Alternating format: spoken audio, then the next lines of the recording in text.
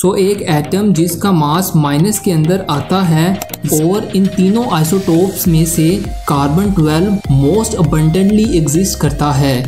और इसके अलावा अगर हम इसे मिलीग्राम में लिखें तो दोस्तों आज की वीडियो में हम समझेंगे कि रिलेटिव एटॉमिक मास क्या होता है और साथ ही साथ रिलेटिव एटॉमिक मास की बेटर अंडरस्टैंडिंग के लिए इसकी डिफरेंट एग्जांपल्स भी डिस्कस करेंगे। और एट द एंड AMU यानी एटॉमिक मास यूनिट क्या होता है इसे भी अंडरस्टैंड करने की कोशिश करेंगे। So my name is Hamza and today our topic of discussion is relative atomic mass. So guys, relative atomic mass को समझने से पहले हम ये समझते हैं कि how we can find the mass of 1 kg vegetables. तो गाइस 1 kg वेजिटेबल्स का मास मालूम करने के लिए हमारे पास एक वेट बैलेंस होना चाहिए और इसकी एक साइड पर 1 kg वेट हो और दूसरी साइड पर हम तब तक वेजिटेबल्स डालेंगे जब तक दोनों साइड्स आपस में इक्विलिब्रियम की हालत में ना आ जाएं।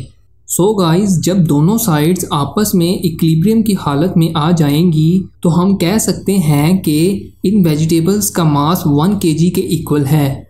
और यहाँ पर जो हमने 1 kg मास यूज़ किया है वो एक स्टैंडर्ड यूनिट है जिसे हम मास मालूम करने के लिए इस्तेमाल करते हैं।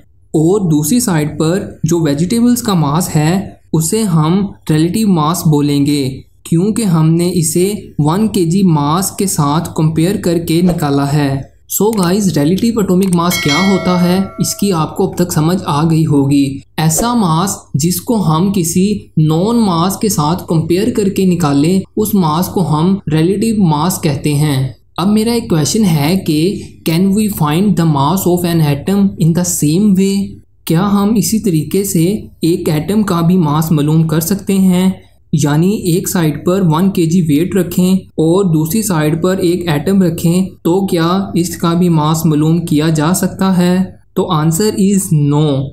एटम का मास बहुत कम होता है। कहते हैं कि अगर हम पेंसिल के साथ एक सिंगल डॉट लगाएं तो उसके अंदर भी 2 मिलियन एटम्स हो सकते हैं। और एक सिंगल एटम के मास की अगर बात करें तो इसका मास 10 की पावर -27 टू 10 की पावर -25 kg के दरमियान हो सकता है। सो एक एटम जिसका मास माइनस के अंदर आता है इसे हम 1 kg वेट के साथ कंपेयर करके इसका मास मालूम नहीं कर सकते।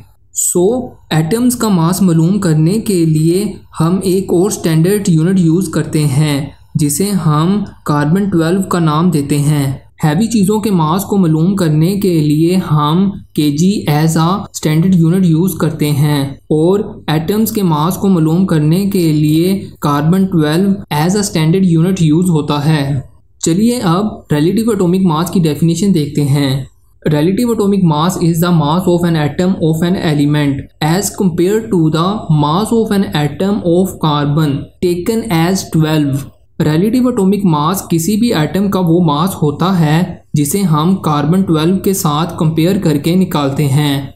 सिंपल वर्ड में अगर मैं कहूँ तो रिलेटिव एटॉमिक मास हमें ये बताता है कि कोई भी एटम कार्बन 12 से कितना हैवी या कितना लाइट है। फॉर एग्जाम्पल, जब हमने हाइड्रोजन को कार्बन 12 के साथ कंपेयर किया तो उसका जो रिलेटिव एटॉमिक मास आया वो है 1.008। इसी तरह जब हमने ऑक्सीजन को कार्बन के साथ कंपेयर किया तो इसका रिलेटिव एटॉमिक मास आया 15.9994। इन द सेम वे क्लोरीन का रिलेटिव एटॉमिक मास है 35.453 और यूरेनियम का रिलेटिव एटॉमिक मास है 238.0289। सो गाइस, अब मेरा क्वेश्चन है कि हम कार्बन 12 को ही as a standard unit use क्यों करते हैं।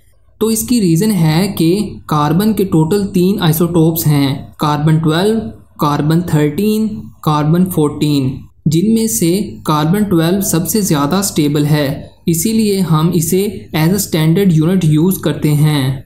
और कार्बन 12 के अंदर 6 प्रोटॉन और 6 न्यूट्रॉन्स होते हैं, इसीलिए इसे हम कार्बन 12 बोलते हैं।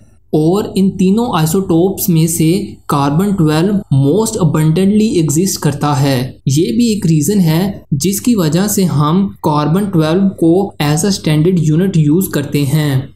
चलिए फ्रेंड्स, अब ये समझते हैं कि एटॉमिक मास यूनिट क्या है। फॉर एग्जाम्पल, हमारे पास एक वेट बैलेंस है, उसकी एक साइड पर कार्बन 12 का एक एटम है और दूसरी साइड पर भी सेम कार्बन 12 का एक एटम है। सो मेरा क्वेश्चन है कि दोनों एटम्स आपस में इक्विलिब्रियम में होंगे या नहीं। तो इसका आंसर है यस, दोनों एटम्स आपस में इक्विलिब्रियम में होंगे क्योंकि इन दोनों एटम्स का मास सेम है। सो गाइस, मेरा एक क्वेश्चन है कि अगर मैं इन दोनों कार्बन एटम्स में से एक कार्बन एटम्स को 12 छोटे छोटे पार्ट्स या यूनिट्स में डिवाइड कर दूं तो क्या फिर भी ये आपस में इक्विलिब्रियम में होंगे?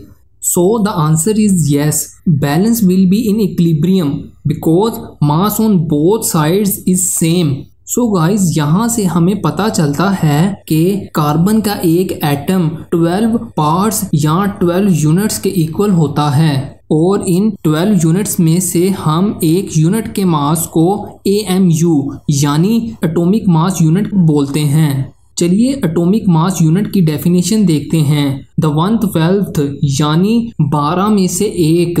The 1/12 of the mass of one atom of carbon 12 is called atomic mass unit.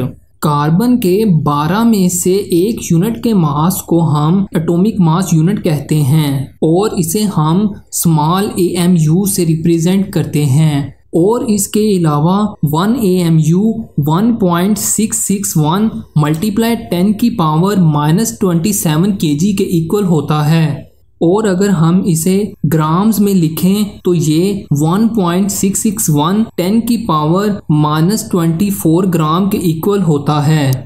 चलिए नेक्स्ट, अगर हम AMU के अंदर मास ऑफ प्रोटॉन की बात करें तो ये 1.0073 AMU के इक्वल होता है और अगर हम इस वैल्यू को ग्राम्स में लिखना चाहें तो हम लिखेंगे 1.672 मल्टीप्लाई 10 की पावर -24 ग्राम।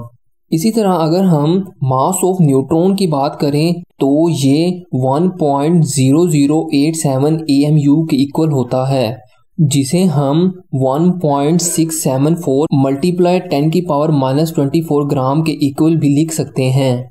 और at the and mass of electron की बात करें तो ये 5.486 मल्टीप्लाई 10 की पावर -4 AMU के इक्वल होता है या आप इसे 9.106 मल्टीप्लाई 10 की पावर -28 ग्राम भी लिख सकते हैं। So friends, this is all about relative atomic मास। अगर वीडियो अच्छा लगा हो तो वीडियो को लाइक और कमेंट जरूर करना और इसी तरह की वीडियोस देखने के लिए हमारे चैनल को सब्सक्राइब करें। मिलते हैं नेक्स्ट वीडियो में, तब तक के लिए अल्लाह हाफिज़।